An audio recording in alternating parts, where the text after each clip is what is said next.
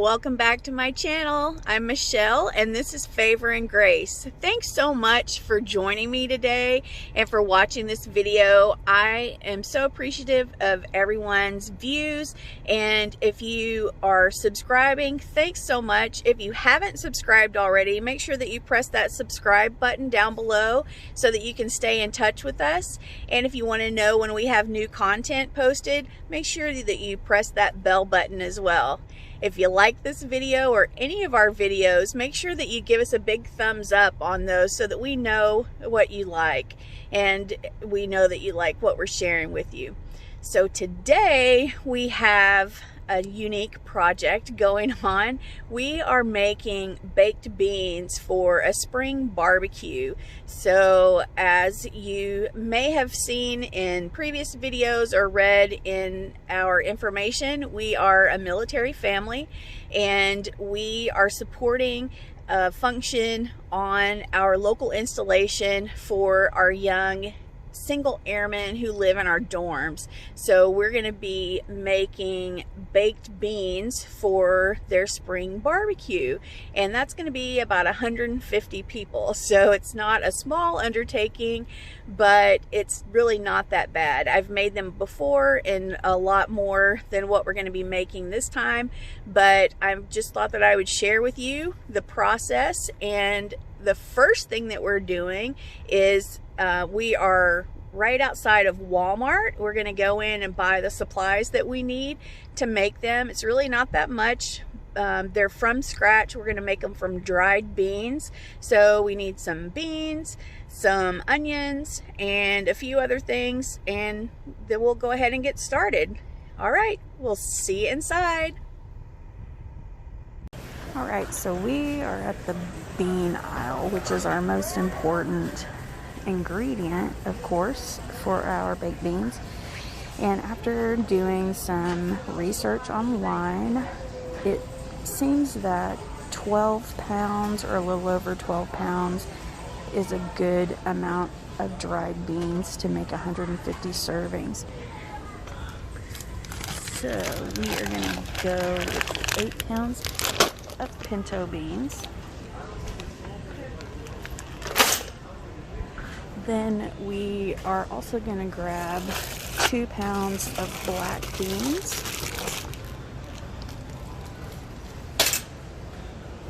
We're going to get 2 pounds of lima beans. And we are going to get, let's do 2 pounds of light red kidney beans. So 8, 10, 12, that's 12 pounds. Then let's, just for good measure, because we want to have more than enough instead of running out. So I think I will grab a pound of navy beans.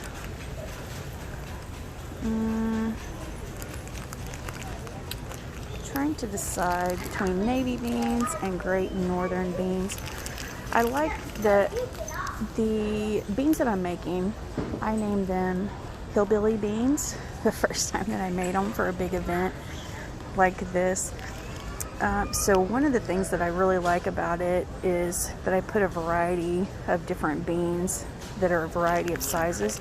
So our navy beans are kind of small. So I'm going to go ahead and grab 2 bags of the navy beans. So that actually gives us 14 pounds, which should be more than enough. But I'm also going to make these vegan. So since it's a barbecue and their primary food is going to be pulled pork, I want to make sure that there's a vegan or vegetarian option for those who may not eat the meat. So the next thing that we're going to grab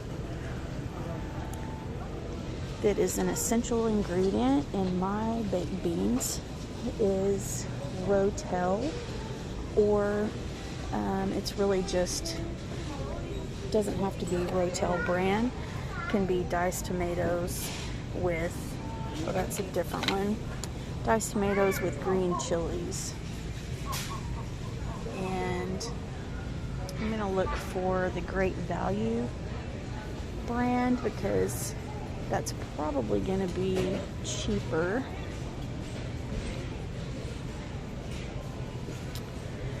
Right here. So we have, this is mild, which I don't want mild. So you can see that diced tomatoes with green chilies, 48 cents a can versus 98 cents a can. And if brands matter to you, by all means get the Rotel. Otherwise, this is going to be just fine. So when I make a regular crock pot of baked beans, I usually put about 2 cans, but since we're making a bunch, I think I'm gonna go ahead and grab 10 cans. And it does give it a little kick, but it's not too bad. All right, so I'm going to pause, put this in the cart because I think that I will probably dump it if I try to do it with one hand. So we'll be back with the rest of the ingredients in just a second. All right, so the next stop on our ingredient list is barbecue sauce. And actually, just to rewind a little bit, I picked up another item on my way over here, and that's minced garlic. And of course, you can do your own fresh garlic, but for this large of an order, we're not going to do that. We're just going to use the canned. And so for the barbecue sauce, this for me is really not a big decision as far as a specific brand that you want. If you have a particular brand that's important for you, that you really like or enjoy, then by all means grab it.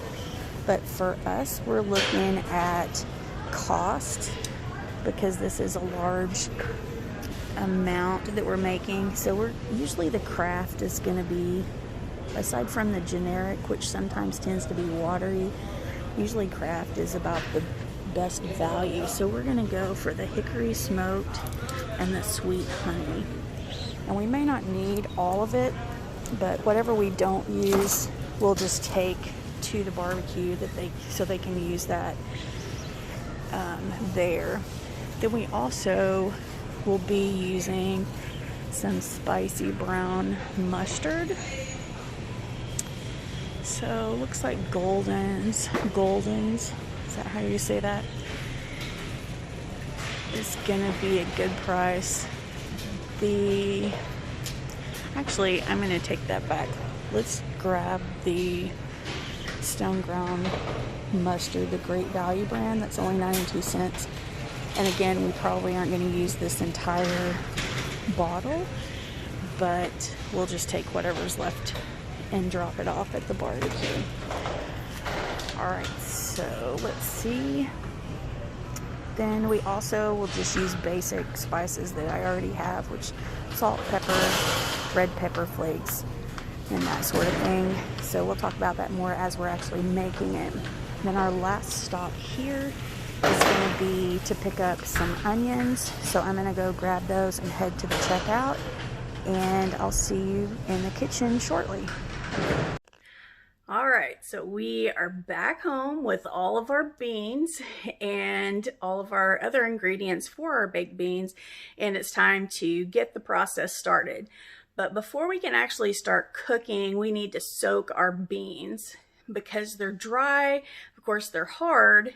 You could put them in with extra liquid and let them cook down on their own, but it just makes things much easier if you go ahead and soak them ahead of time, give them enough time to absorb some of that water and expand and soften, and they're going to cook much quicker that way.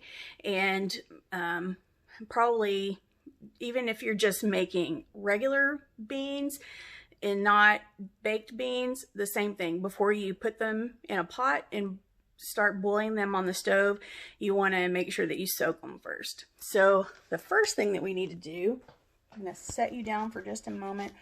I apologize in advance for the lighting. This is the brightest window this time of the day, but that's the one that we need because it's by the sink. So we're gonna start by just rinsing our beans. Keep in mind, these are straight from the field and they go through a conveyor belt and on to processing, and there can be little gravel pieces, definitely dirt, and who knows what. So it's just a better idea to rinse your beans.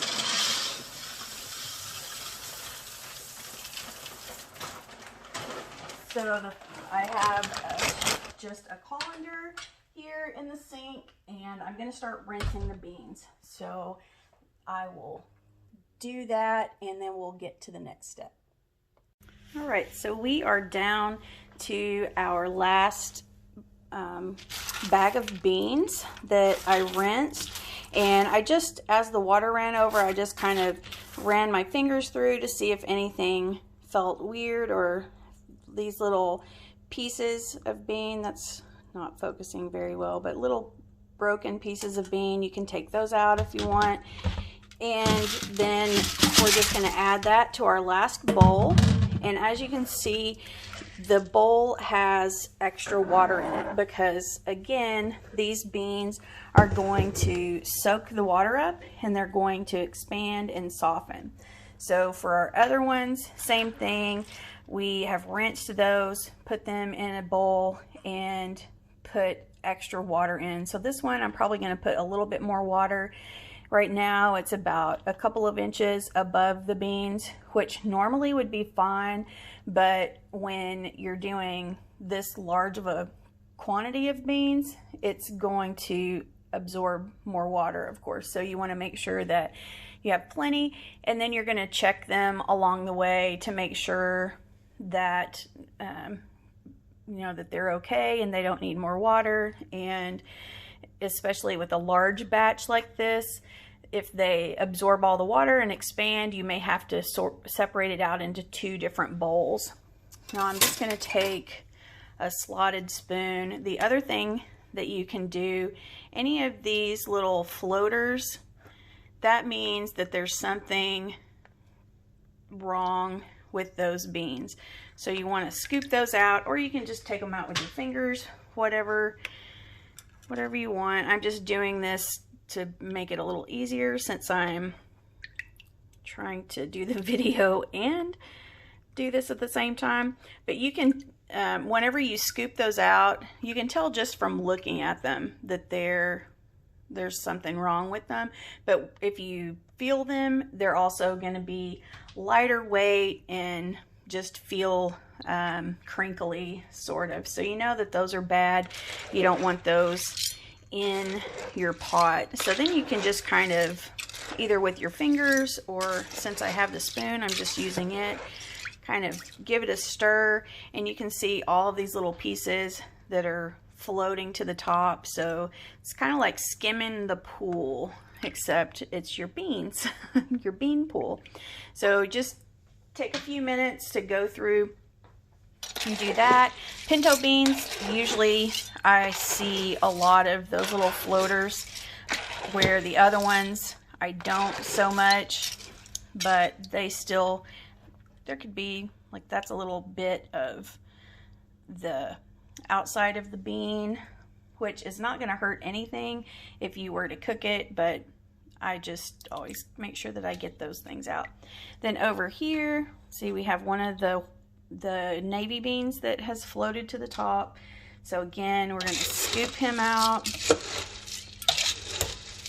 get rid of him, give it a little stir. See, I just transferred some black bean stuff. I'll have to get that with my fingers. Then I can just see this is a piece that is a bean that's kind of broken up. So I'm going to toss him. And if you run your hands through, especially on the bottom, if there are any little rocks or pebbles, you can usually feel those. And when you come back after a little while, there could be more that are floating at the top. So just kind of check it. There's really no science to it, and it's really not that complicated. You just want to let them soak up the water and soften until you're ready to start cooking them.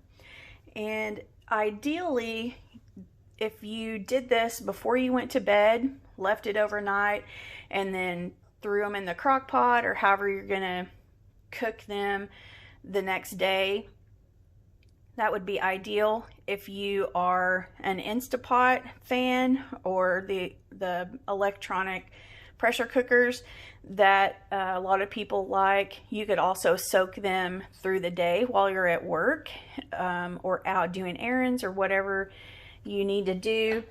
And when you get home, you can throw them in the pressure cooker and they would be done in no time, maybe 45 minutes or an hour, depending on how many you're actually cooking. So this is our first step. I'm going to add a little bit more water to this middle one, and I think everyone else looks good. We'll come back and check it in a little while and see how it's going.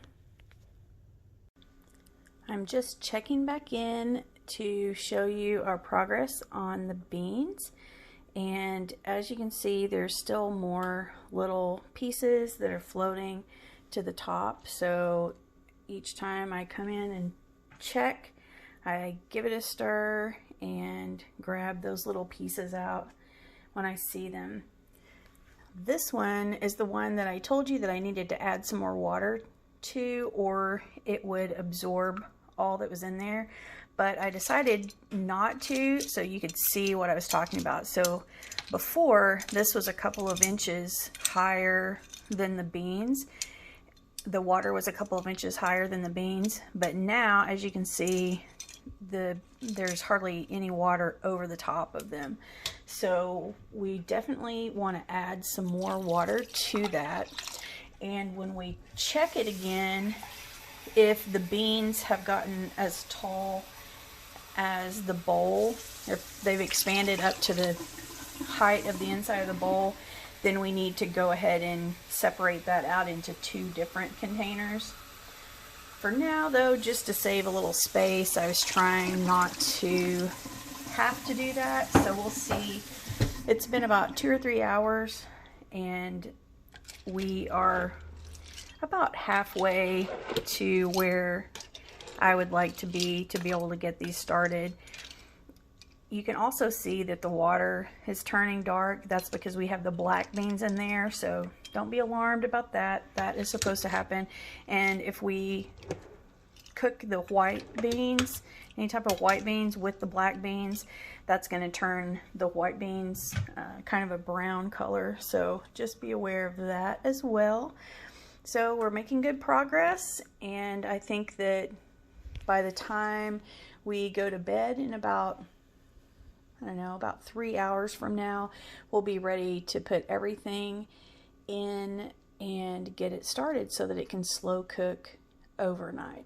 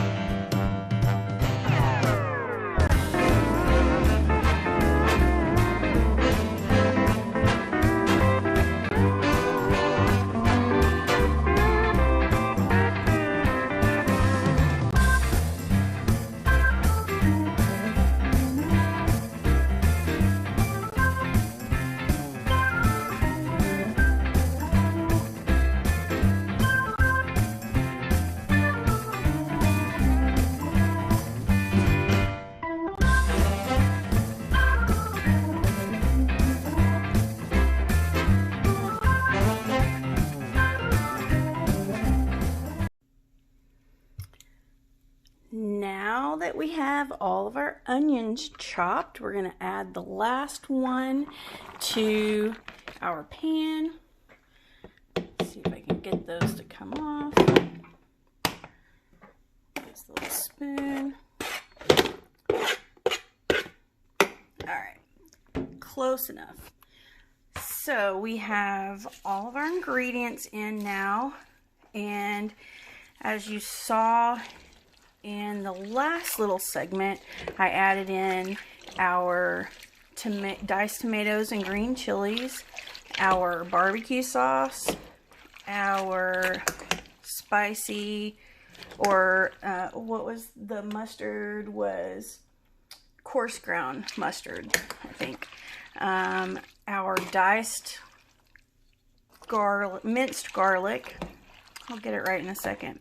Then I also added salt and pepper, red pepper flakes, which if you don't want it overly spicy, you can always leave the red pepper flakes out because you already have the green chilies in there.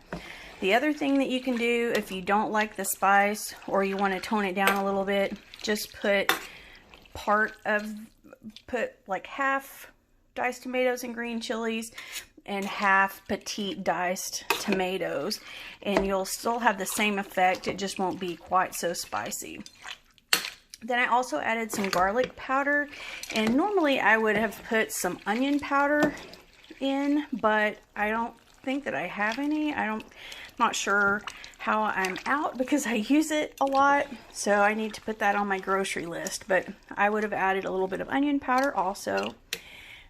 I put 2 large yellow onions and 2 large red onions in. I chopped them up. Normally I would chop them up fairly small, but this was a lot and it's getting late, so I'm ready to get this going. So I chopped them a little thicker than what I normally would.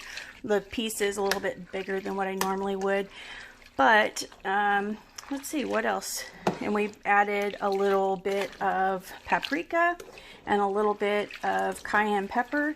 And so all of that stuff is to taste. And I'll do an estimate of what I put in the description below. But I am not really good at following recipes or measuring. I just add what seems like it would be good. I can kind of tell from having made stuff a lot of times before. Even if it's the first time that I've made it, I can just feel it. So it's hard for me to measure stuff out completely, but I'll give you a good estimate of what I think I put in there. Alright, so we have this mixed up really good. And this, I'm actually probably going to end up transferring some of this into this pan because you can see that this one is a little less full than this one. And then we're going to transfer it into, these are just large electric roasting pans. So if you were making a family size portion of this, the crock pot or Instapot would be a great option. But because we're making so much and we need to keep it warm at a safe temperature while it's being served, we're using the large roasters because we can control the temperature and keep them warm and just have 2 large serving dishes rather than a bunch of different crock pots and stuff. So I'm going to transfer a little bit from this into this, and then I'm going to put them in the roaster, turn them on 225 to cook overnight, and that will get our beans to be pretty much softened overnight. Then I will just let it cook on low for the day, most of the day tomorrow, and then they'll be pretty much ready. So about 24 hours from now, because they're slow cooked baked beans, you could definitely make them quicker by boiling them on the stove or using an Instapot, but we're just doing some slow cooked ones tonight. So it'll take us about 24 hours to get those to where we want them to be. And once I get them in the roaster, I will probably also add water to both, because as the beans cook, they're going to absorb more water. So I don't want it to be all the way up to the edge here, because that, if they start bubbling at some point, then they can bubble over and it makes a big mess. So I'll probably take it to about a 1/2 inch from this rim, this lower rim. The lid sets in right here, so I'll put it about a 1/2 inch under that lower rim so that it won't boil over if it gets bubbly. And then we definitely want to check it first thing in the morning and see if we need to add some more water. Now, of course, as the onions cook down and the tomatoes and green chilies cook down, that is also liquid that'll be absorbed. And that's the reason that we're going to go ahead and mix everything together before we start cooking the beans, because we want them to absorb all of those flavors. I also added earlier some vegetable oil, or I think it was canola oil. You can use any kind of vegetable oil, olive oil, whatever your preference is, but you definitely want to add some oil to it so that your beans will be too dry if you don't have some sort of oil in there. And as I mentioned before, this is a vegan option of these beans, but if I was making it for my family, I would put a ham hock or something like that in the beans to cook with them. You wouldn't really need a lot of added oil, because you'll get that fat cooked off from those ham hocks. You also could just put chopped pieces of ham in there, whatever your preference is. The other thing that you can add if you want to give it a little bit more of a rich flavor is some bouillon. So for this, you could add some veggie bouillon to it. If you're using meat, you can add beef or chicken bouillon to it, whatever your preference is, and that'll just kind of give you a little bit more of a rich flavor. But we're pretty much good to go and ready to get these started cooking, and we'll be back in the morning to see what they look like then. All right, so we are back with the beans after they cooked all night, and these look like they're pretty much finished. They can cook a little bit longer, cook down, and but they're pretty much ready to go as is. So you can see, get down a little closer, all the different types of beans. You can still see that there are variety in there. The tomatoes are in there, but they've cooked down so much that you're not really going to be able to taste those a lot. So for people who are not fans of the diced tomato, they're not going to be able to taste that much. Same thing with the onions. You can see even though we chopped those onions pretty large, they have cooked down quite a bit, so you're not really going to taste that so much for people that are pickier. So that is our roaster number 1, a roasting pan or electric roaster that I borrowed from my neighbor. I've never used it before. It cooked really hot. In the middle of the night, I could smell it.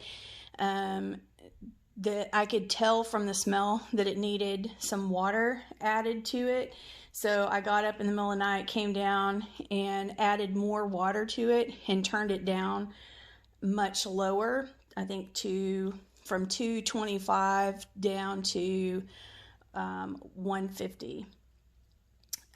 So then now this is roaster number 2. This is my electric roaster that I've used a ton of times. It also gets really hot, but it just didn't cook quite as hot as the other one did.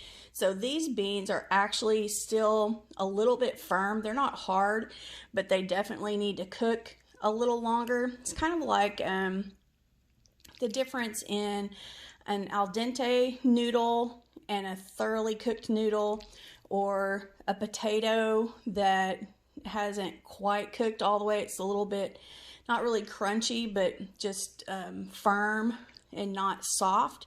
So you want your beans to be a little soft and not really have that firm texture that is not really crunchy, but it definitely is weird when you bite into it. You can tell it's not completely cooked through. So, and this still has plenty of water in it.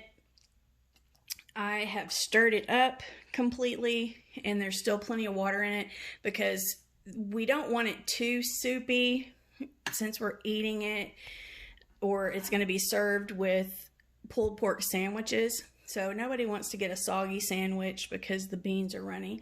So if you think that you've put too much water in your beans, you can always take some of that out. Just scoop some of it out and let it cook down some more, and it'll probably be just fine.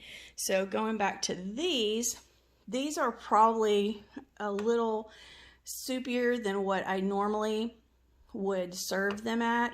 But what I'm gonna do, most likely, because it's actually, I skipped this morning completely because I was running late and I had to get to work, so I couldn't do the video this morning. But so they've been just cooking on low all through the night last night and all day today while I was at work. So these are finished. These are completely finished. They don't need to cook more. They could cook more. They don't need to. So what I'm probably going to do with these is go ahead and take them up and put them in the refrigerator, and in the morning put them back in the pan and heat them up. And chili and beans and a lot of things that you make, in my opinion, are better the second or third day, because I don't know what happens if they thicken up or the flavor just melds a little more. But beans, baked beans, are one thing to me that tastes better the second or third day anyway. So that'll also help to thicken them up too. So that's what we have for now. We'll check back in tomorrow morning and see what our finished product is. I also, for transporting these, because they're going to go in the back of my SUV and be driven across town to the location of the barbecue, and I definitely don't want baked beans in my SUV, so I will probably take some up into a bowl and just kind of reduce the volume in the pan, so if it does slosh a little bit, at least it won't slosh out into the floor. And plus, always put a towel or something. A sheet won't really do the trick, because if it something does splash on it, it's going to soak through, but a towel is better because it'll absorb more and is less likely to soak through. Unless you just make a huge mess, it's less likely to soak through and get onto your vehicle. You can also put down a trash bag or a drop cloth or some kind of plastic underneath the towel, so even if it does spill out, you're not going to make a mess in your car. So let's go ahead and get this second pot going and boiling, bubbling again. Get those beans cooked a little bit more tonight, and we're going to get the other ones in the refrigerator and get them going again early in the morning so they'll be ready for lunch tomorrow. All right, so see you back soon. One more thing that I forgot to mention is this is also the time that you want to get a spoon or two of your beans out into a cup or something so that you can taste them and see if they need more seasoning. Usually if they need something, it's going to be more salt or possibly more garlic powder. If you like sweet beans, then you may want to add some honey or some more brown sugar.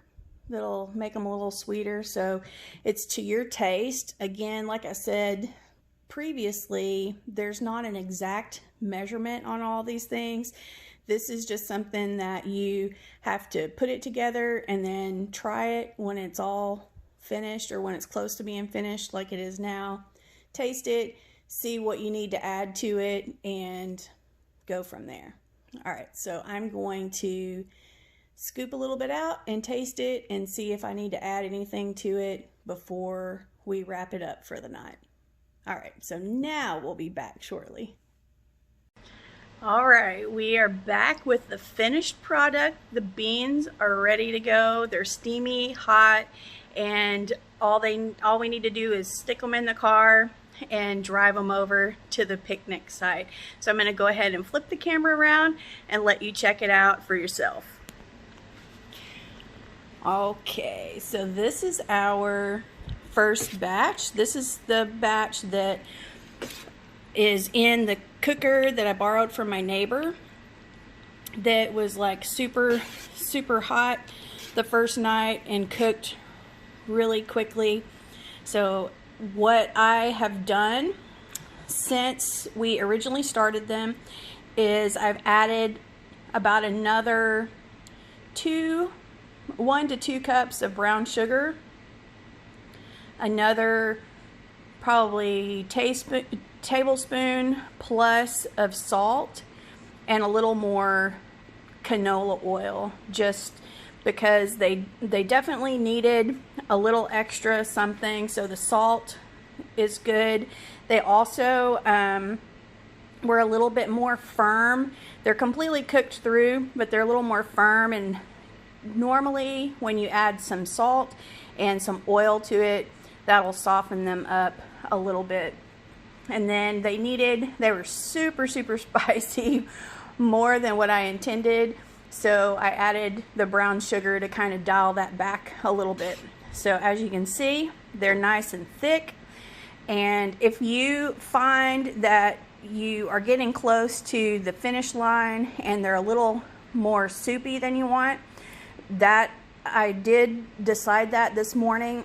So I just took a soup ladle and kind of came over to the corner, and when I pressed down on the corner, the soup ladle just filled up with water, or with the liquids. So I spooned out a bowl.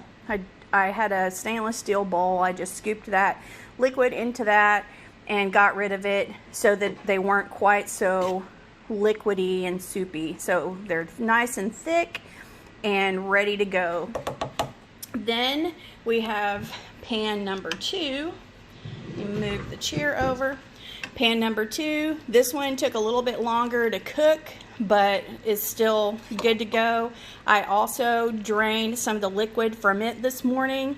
The trick is you don't want to have not enough liquid while it's cooking, because the last thing that you want to happen is for it to dry out and stick. So if the beans stick to the pan and scorch, then that basically ruins your entire pan, because it's going to taste terrible and it's impossible to get that taste out when you scorch them.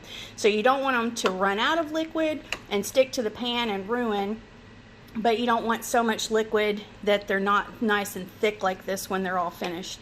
So I just leave the extra in there, and before it's time to serve, I can just drain that excess out and let them, they've been cooking. I got up early to make the cobbler and the coleslaw dressing, so I turned them up a little higher to cook down a little more and thicken up some more. So probably about the last 2.5 hours or so they've been going. You can tell clearly that they're steaming hot. So now I'm just going to turn them down on warm, and that's also going to let the exterior this pan number 2, mine doesn't really get hot on the outside, but this older one that I borrowed from the neighbor, it does get pretty hot on the outside, so it makes it really tough. Plus they're really hot, makes them tough to transport. So I want those to cool down a little bit while still staying warm to keep them safe for as far as food service requirements are concerned. But I want them to cool down a little bit so that I can load them in my car and get them over to the picnic site. So that's how we make the giant thing of beans. And this is, like we said in the beginning, enough for 150 people. However, if you want to make a much smaller quantity, so if you cut it by a quarter, then that's still enough for 30-something people. So depending on the size of your family, you may need to cut it one more time. Or if you're going to a barbecue and you want to make a crock pot full, that would be a good quantity for a potluck type of thing. Or if your family really enjoys beans, like my husband and a couple of my girls will just fill a bowl full of these and have that for a meal. So depending on how your family eats beans, you can make whatever quantity is going to work for you. You could also put them in a Ziploc bag, get all the air out, and put them in the freezer and freeze them if you want to make a big batch and have some in the freezer. It's a really good option for a quick meal. If you grab some barbecue pork from the deli and bring that home and a pack of buns, get these out of the freezer, pop them in the oven for maybe 20 minutes to thaw and heat up. That is a quick, easy meal on a night that you need to make something but you don't have a lot of time. The other thing is, if you are not concerned with making a vegan or vegetarian option, when you're cooking the beans from the beginning, you can throw in a ham hock or any other type of pork piece that you have available at your grocery store or your butcher. You can also add bacon bits to this. That's a really good option that normally, if I were making this for our family for a barbecue, I would throw some bacon bits in there as well. So just some ideas. You can also cut some chunks of ham and throw in there. You can cook some pork sausage and crumble that up in there. There are lots of ways that you can meat this up and make it just a meal in itself, which it already is, but if you want some meat in there, you can add lots of different things to it and make it really delicious. Okay, so turn that back around, and just want to say thank you for watching this video. I hope you enjoyed it. If you did, give it a big thumbs up. If you haven't already subscribed to my channel, make sure you click that subscribe button. And if you want to be notified if we have new content up, press the bell button so that you get notifications. And I think now it's time for me to go shower, do something with my hair, and get ready to start loading this stuff up and get over to the barbecue. I hope everyone has a great day, and we'll see you again soon. Bye.